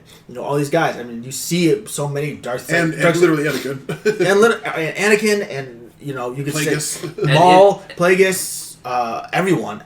Dooku feared it. Even you saw it in his face. And in the story that Palpatine gave to Anakin when talking about things that the dark side can do, like where the dark side can literally bring back the dead or keep people alive. He was talking about how the one dude who managed to learn how to do that was so powerful that the only thing he feared was losing his power. Everything else was no. Yeah. He did not fear death. Yeah, I mean, even too. Or I guess he would have to fear death if that meant losing. In Knights of the Old Republic, the first one, Darth Malak lost his whole lower jaw and all that, and he has this big thing. They're so damaged physically because of that. Yeah. They literally will do anything, and the dark side fuels them and gives them the power, basically, to live through it. But the light side of the Force, they don't fear death. They see death as being a natural part of life and everything. And again, light side, dark, and all that. And that's why they're able to... Souls returning to the light stream, the Force. Yeah, and that's why Qui-Gon learning the power, and Yoda and Obi-Wan being able to show their Force ghosts is so key, is because now they're it's giving them that form of immortality that the dark side wants but can never achieve, because their fear of death keeps them from being able to accept it. Yeah. And I think that's part of it. And you see it with Yoda in Episode 8 being able to force lightning. Yeah. Or influence the environment somehow. Somehow make it, even though he's a ghost, they can still use the Force. Yeah. Yeah. Which is why cool conceptual thing. one of the reasons, I'm going to go back into Episode 9, and then I'll go to my list here. In Episode 9, I hated the fact that there was apparently actual, living beings in those stands. The ghost things or whatever the fuck they were? Whatever those were. Those were actual... I presume that they were Sith acolytes. They were there's actual Sith acolytes. And that, to me, was such a wasted opportunity. Because if the dark side users absorb the life energy of the person before them, and that's why the Rule 2 exists, which is another thing I'll give Episode 9 credit. It actually made the Rule of 2 not as stupid. Yeah. It's still an absolutely idiotic thing, and it's the dumbest thing on the planet. Yes, Darth Bane is a fucking hack job. But it gave a slight reason for it. And I felt like if they had used and put all these different Sith Lords that had killed their masters and everything, and you got to see them all, and you saw their cracked-looking bodies, vaguely holding on, almost in agony, it would tie that idea that the Sith that kills you absorbs you and you live on almost through them in a way. Yeah, that would have been an interesting concept. And so when he says, I am the Sith, you could even have the whole audience say it. Yeah. And everything. That's him talking through all of the Sith Lords before him. And then when you get the voices coming down to Rey of the Jedi, it's the Force working through her versus being presented and literally shoved in front of you, however it had to be, in this nasty looking way. Maybe we'll get some of that in the theorized, rumored Knights of the Old Republic movie series or something like that. We need that. Fingers crossed. I still have hope for Star Wars getting back on its feet because, like I said, I'm looking forward to Boba Fett. Mandalorian fucking kicks ass. Wasn't there a Bad Batch remake kicks coming ass out at some point? Yeah, there is a KOTOR remake, and also at some point during this podcast we probably will talk about Eclipse. Have you seen the trailer? You were watching the Game Awards. You saw Yeah. Star Wars Eclipse? Yeah. You're intrigued by that? Not really. Well, you should be. Anyway, or you shouldn't be because Quantic Dream. Yeah. But yeah, we'll get into that stuff later.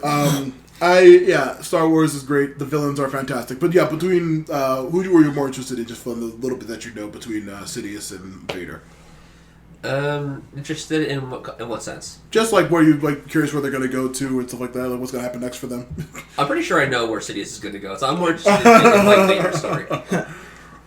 So I got my order here. So last, I want to say Dooku, because while I think there's some cool stuff around him, and maybe this is just me not seeing the Star Wars TV shows much. Like he never felt like a Dark Lord. He just felt like a dark side user. Yeah. You know, he was powerful, but I never got that same sense of dread or whatever from him. Number 6, I'm gonna say Vader, because maybe we've seen him too much, and I just never felt like he. Compared to everyone else, he's almost the weakest. Yeah. 5 is actually Kylo Ren. And Really? I put him above Vader because, and again, I go to episode 8. So episode 7, we see him in the mask. With a modulated voice. He's all creepy and powerful. And then we see his face, and it's this young, very almost attractive looking face that doesn't match to what we had built up to. Mm-hmm. And then that's directly called out by Snoke in episode 8 at the beginning. Take off that mask. You look like a child. And then he destroys it. And you see Kylo Ren's growth throughout these. He also had a literal Vader tier turn when he kills his father. Oh my god! That's again incredibly that was another. That's an end for a character arc for the villain. But you're getting it in the first movie when he's being introduced. Like this is the end of his journey, completely falling to the dark side. Is doing the worst he could possibly do. And he's like, oh, what do you say? I keep being tempted by the light, but I don't know what to do. And he's just like, well, you know what to do. He's like, yeah, I do know what to do. And he kills him. It's just he was talking about being tempted to be good still, and then he's like, I'll do the bad thing, and he does a bad thing. Yeah, that's so much better than what Anakin got in this movie, even though I still like the movie. Yeah, he had better moments, and he had a better arc overall. Yeah. 4 was Snoke, just because I want to know more about him. Like, what the fuck was he? Read the Kylo comic. Yeah, so there you go. And also, I remember Ben being pissed, I don't know, during our recording that it was a clone, even though I thought that it was a very interesting turn.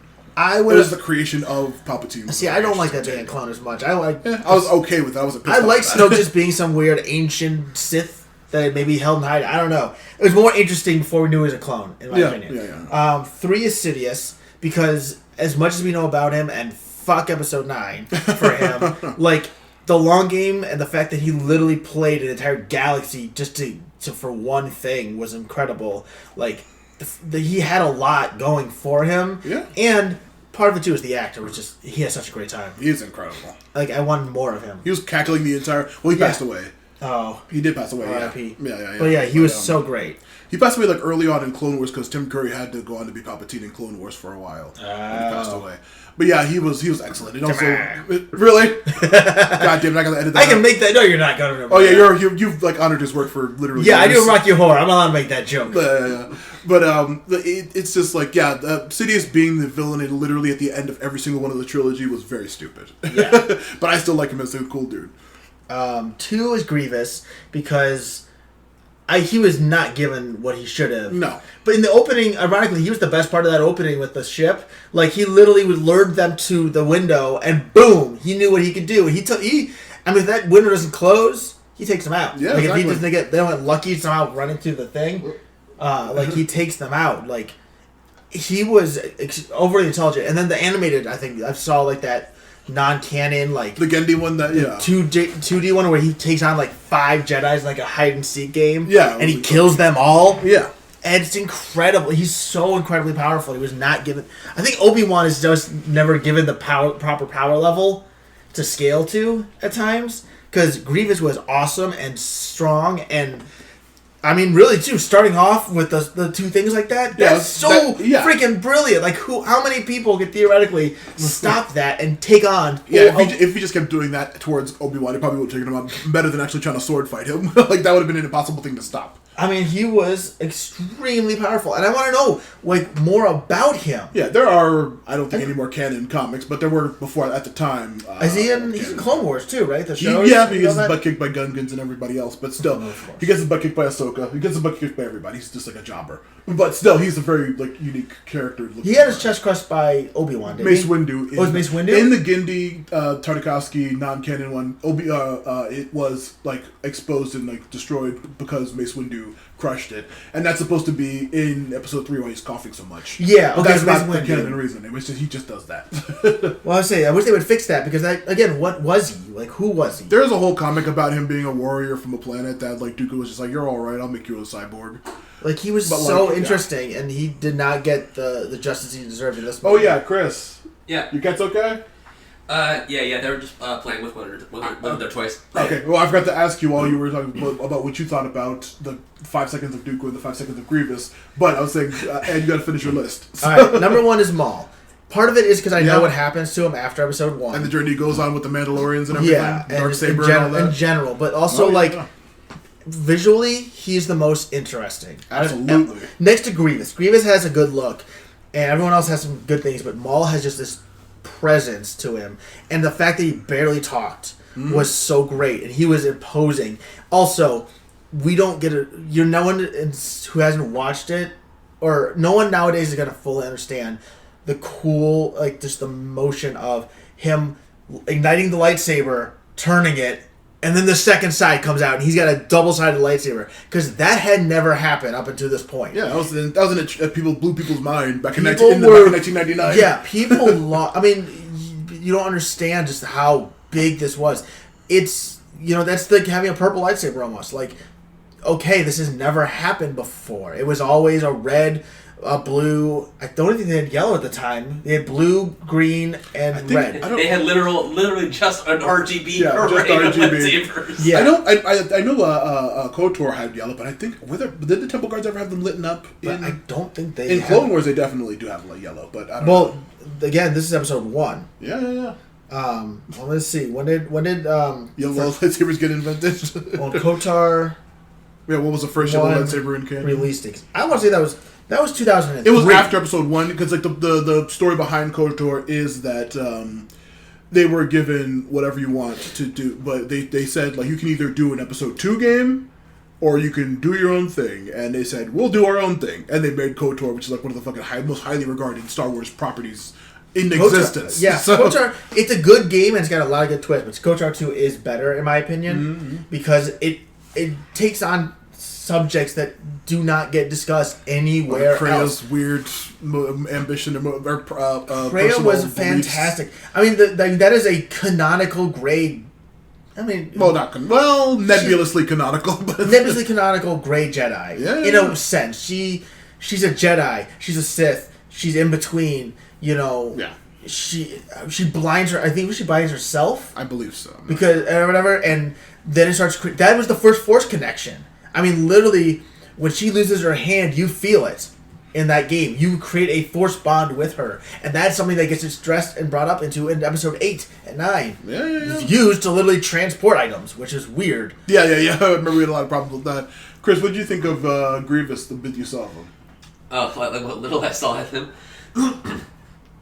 Well, his voice acting made me think of I don't know what clip of the audio clip is from, or an audio clip that I've heard used in memes before. I don't know what it's from. It's why are you running?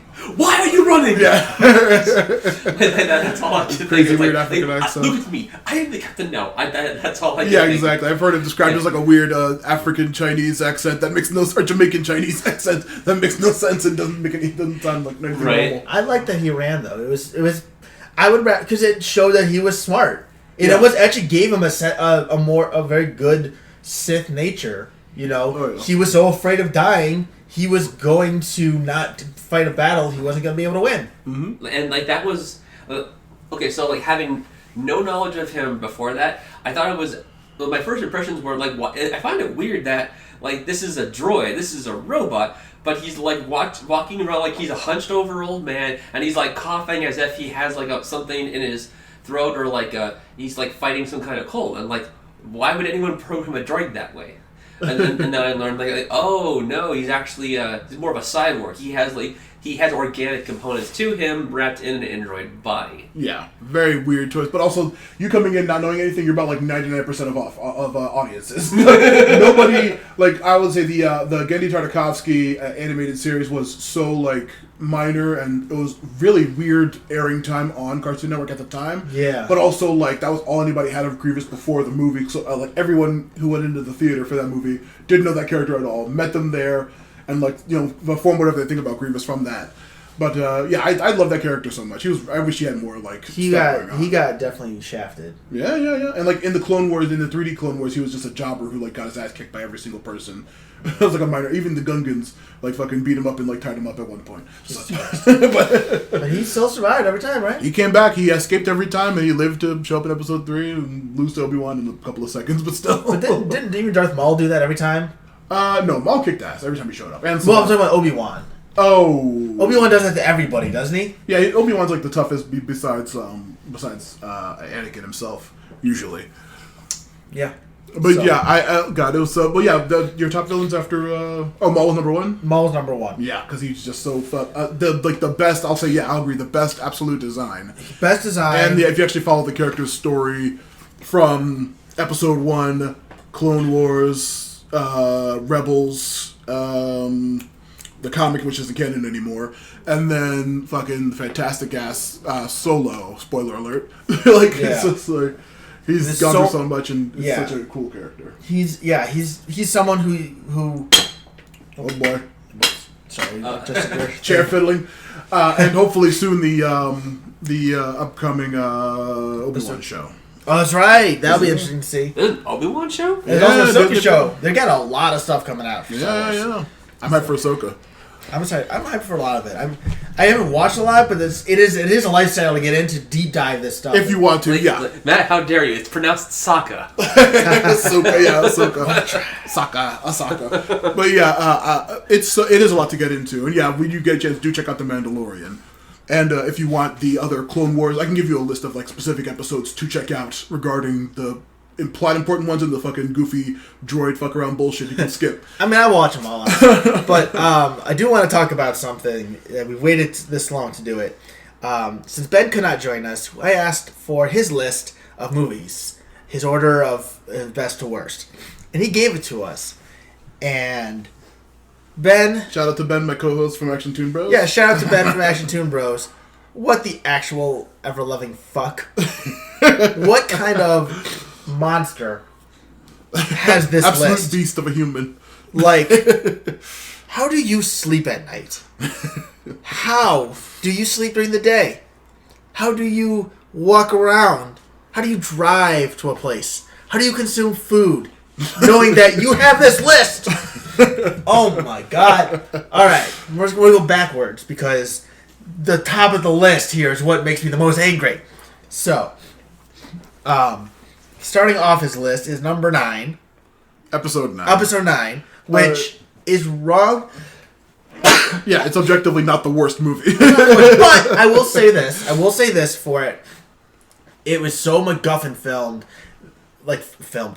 that. I was gonna say not really a lot of MacGuffins in this movie, which is a in funny... nine. No, in this one there was like nothing but like that. But yeah. Yeah. Oh yeah. No, not at all.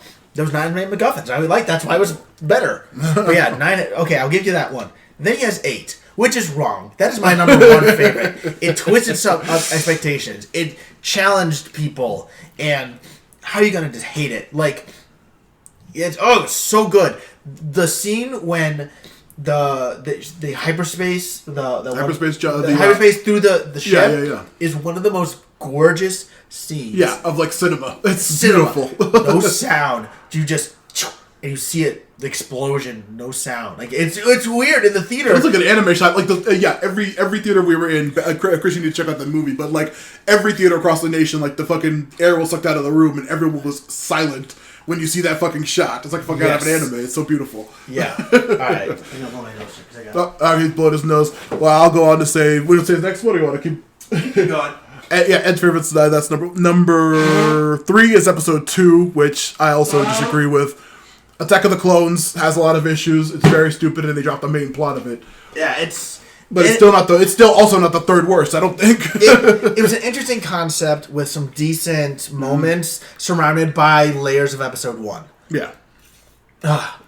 Years. No, gosh. It's recording is in the winter. It's sinus season. Oh my god. We were 70 degrees 2 days ago. Yeah, exactly. And now it's 30. Oh my god. Ohio weather, everybody. Yeah. You can never predict them. That's farted. Sorry, Chris. I'm sitting in your chair. Oh, god damn it. It's okay. I'll wash the plate. Oh, you're talking about a blanket. This guy knows what's up. You're like, Ed's coming over. He has a fart blanket. This guy knows what's up. Oh, god, no. Oh, God. Oh, Jesus. We're all reeling from Ed's fart right now, but the next movie on his list is episode 5, which I don't disagree with. You're cutting all this out, right? No. Absolutely not. You're going to make bad do editing work? Come on now. You know what I've left in these episodes? Time we can say something, and we're like, oh, I'll just edit it out later. We literally have that in the episode. So yeah, I agree. 5. That's about where it belongs. Then he has 7 dead center about, Which is insane. That movie is like I won't say flawless because people can say it's just like a soft reboot of the original episode 4, but like that movie's like not flawed particularly. Yeah, it's a good plot. It's a little safe, but like it's still like the acting and the actual visuals of it and the characters and everything. It's just like, what the hell? You could easily have ended at episode 7. If they had not released it, it was just a movie that could have stood alone. Yeah. I mean, it has such these powerful moments. They say, yeah, it's a reboot, but it's a top tier movie. It used the winning formula that made this a franchise. Yeah. And he has that barely dead center, Yeah. which is crazy. Then he has episode 3. No. How do you feel about that? No, how dare you? It's not in the middle, especially after compared to. We just talked about this movie. We chose this movie because it was so like good and underrated. But then after that, he has the fucking boring piece of. It's number 4. Number 4 Number above 4 is 3. 4th. What? What a sicko! What the hell is this garbage? What a fucking sicko! Like I can understand if you're an older person. Yeah, if you were born in the goddamn he's the same 70s. age as us. Yeah, I don't know how Ben, you did not watch this in the theaters and fall in love with it. Like freaking episode 4. It's strange. Then he has Rogue One, which it's okay. That's too low for Rogue One, But Yeah, I know what I'll give him because it is a good movie. it's an excellent movie. But it is a movie it's a top tier movie. Yeah. And he's got this in top tier placing. It's in top tier. So as long as it's in the top tier, I'm not going to be too mad about it. Where exactly? As long as it's in the top echelon, that's where it belongs. Then we have his number 2 choice. This shit made me almost throw my goddamn expensive ass phone across the room. Almost broke my phone and Chris's window. Aim for the computer monitor. Oh no, that's too. I know. But then now it's no longer on 2 different places. yeah, you're right. But yeah, I almost flung back into my phone. He has episode 1 as his second favorite. What the fuck? What? I think he vaguely tried to defend this point during our fucking recording, saying that it was just because of Duel of the Fates. But I'm like, come on, dude. Okay, listen. One cool last fight scene with great music is not enough to make that fucking number out of 10 movies fucking number 2. That is like you can enjoy that. Chris, we were talking about how boring and shitty the fucking classic that everybody loves, episode 4 is. Episode 1, fucking nobody likes. that movie sucks shit. It's awful. It's so bad. It's been explained to me that like episode 1 is just like. Just skip it. It's not important. You do not need to know what happens. There are dozens of like watch orders you can do and stuff. Like everyone, like half of them are like fuck episode 1. Just skip it. It's completely worthless. It is. It's so bad. Then his number 6 is number 1, which I can't be too mad about because my wife really likes number 1. It's an interesting. Oh, number 6. Okay. Sorry, she likes number 6, but that's because she watched it a lot as a kid. Of course, she grew up with that movie, so that's one for her. So I'll give him that one, but. That high up? She put would Leanne put number 6? No, actually, no. She said 7 is her favorite now. Yeah, would she put 6 as number 1 before? 6 is up there for her. 6 is up there for her, which it's not terrible. It's that's not an unpopular. But like I said, most people, even though I don't agree with, put like 5 and 6 as their like top favorites or whatever. Right. But is it insane? But yeah, 5. I said there's a lot of memorable moments and great things in them. Yeah, there's a lot of like goofy bad shit in them too. Yeah, like but everything with the Ewoks and like the. Honestly, I was watching that movie the other day and like literally after Jabba's Palace, that movie is like a real slog until you get to the literal Vader fight. But everything on fucking Endor's moon, which I love how me and Ben had a fucking long ass fight about what the fuck that planet was where the Death Star pieces were, and what he keeps calling Endor the main planet, and the moon that they were on wasn't. It was a whole fucking. It's a moon. On a moon of Endor. It is a moon of Endor, and they land in fucking episode 9 on I believe another either Endor or another moon that's not. Yeah, I want to say it was Endor. It's so confusing. It is. I want to say it was Endor itself. Maybe. Or I want to say it was. Yeah, we had like a dumb who's on first semantics fight with the. Yeah, it is a moon of Endor where the power shield generators were kept. It was the Force moon. They straight up say that it was the Force moon of Endor. Yeah.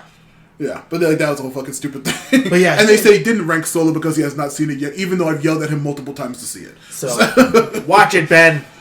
Yeah, I mean, if you sat through this last 10 minutes of us making fun of you, watch Solo.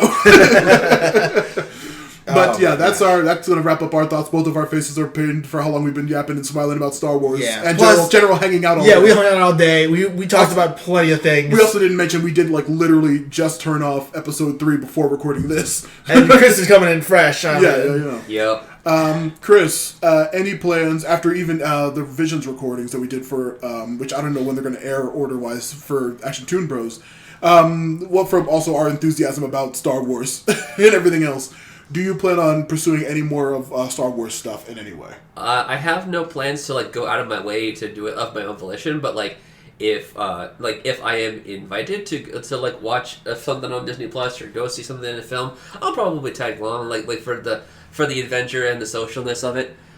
But so what you're saying is, if I said, "Hey, Chris, we're gonna watch Star Wars," and put on episode 1, you'd watch it? If you watch it with me. Well, yeah, of course. Cool, Zeus. I'm not gonna suffer alone. No, you're gonna put it on. He's gonna walk out of your apartment. He's gonna leave. Get in his car, drive back home. Not if I have his key. But man, that whole that was a pretty long goof you guys did. It reminded me of I believe it was another episode of Movie Garbage where these motherfuckers and Ben all make fun of me for a comment that I made about M. Night Shyamalan's Avatar. What do you mean when you said that The Last Airbender was decent on its own merit? Yeah. Like I said, I'm pretty sure we brought that up at some point during the freaking Visions episodes. Oh boy. You'll never decent on its own merit. You'll never let me live that down. I'm about to say, might as well just go on Discord and delete your own comments. Maybe that'll make Ed forget one day. Oh, you think I'm gonna forget? I play the long game, motherfucker. We also made a 2-hour episode of a podcast about it, based on that statement.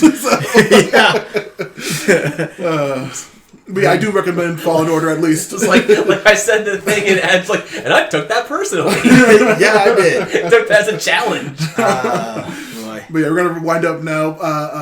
Revenge of the Sith, still definitely one of my top, probably top 2, honestly, legit top 2 Star Wars things. Well, not things, no way in hell. It's not movies of main series movies.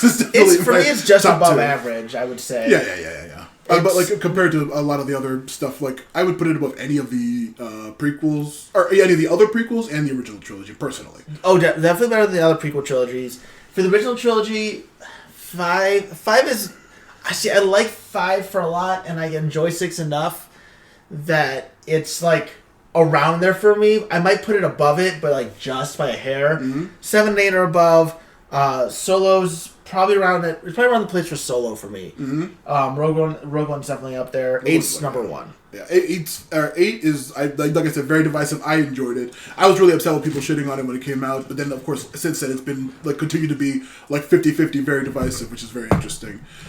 But we get to see more of Reed Johnson here with that High Order stuff. So is he doing the High Order thing? I'm pretty sure he's doing High Order. Yeah. Also, yeah, the Movie Garbage. I'll speak for the main host Ed at this time. Will not take a stance for or against the boycott of Star Wars Eclipse. If that's what you want to do, you can do it. I'm not going to say any further on the issue.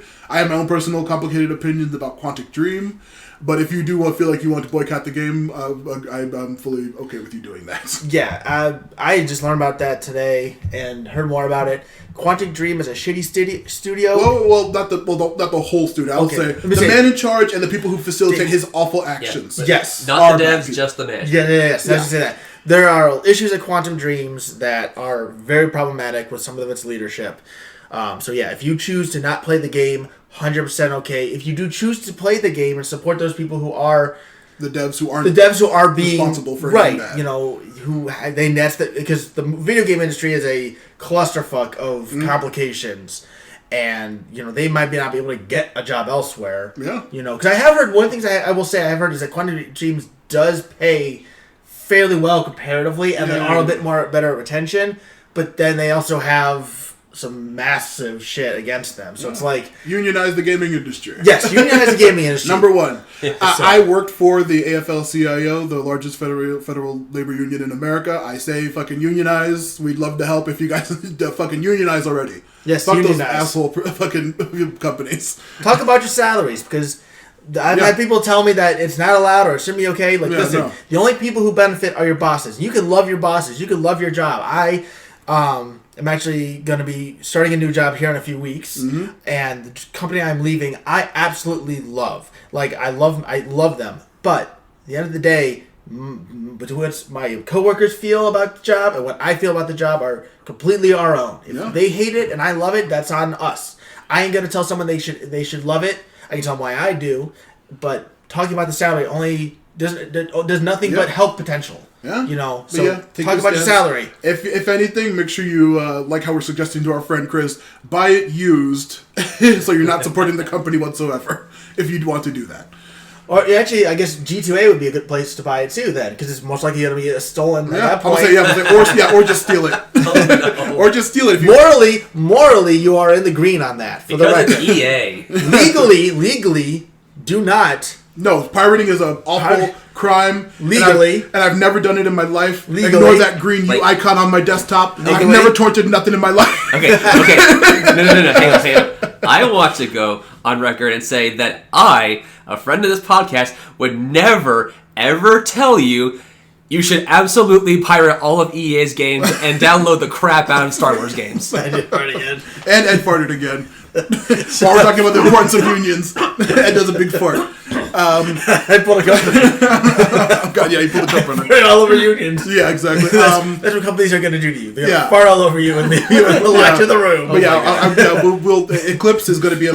We'll see what happens with it. But we're already stretching the episode out from the... Okay, wrap things up. I'm going to say... Yeah, I'll just spit my fucking plugs out real quick. Action Toon Bros, Movie Garbage, Matthew Lewis Podcasts on Twitter, Instagram, Twitch, other shit, fucking YouTube.